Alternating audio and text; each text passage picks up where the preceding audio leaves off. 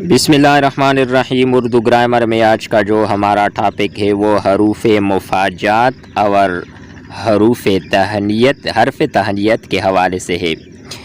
मुफाजात का मतलब है अचानक पेश आने वाली चीज़।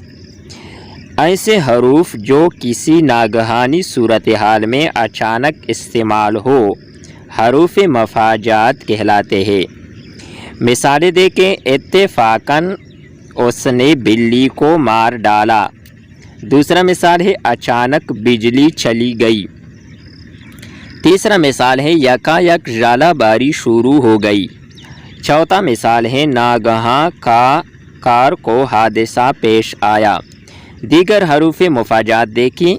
यकायक, अचानक, दफ़अतन, इत्तेफाकन, नागहां, यकबारगी। आगे हैं हरफ तहनियत।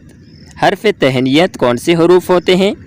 ऐसे हरूफ जो किसी मुबारक मौका पर इस्तेमाल हो हरूफ तहनियत कहलाते हैं। मिसालें देखें। अल्लाह ताला तुम्हें सलामत रखे। दूसरा मिसाल है हाजी साहिब हज बैतुल्लाह मुबारक हो। दीगर हरफ तहनियत देखें। हज मुबारक, सलामत, ईद मुबारक, रोज़ा मुबारक, फ़र्ज़ंदारे जुम्त मुबारक।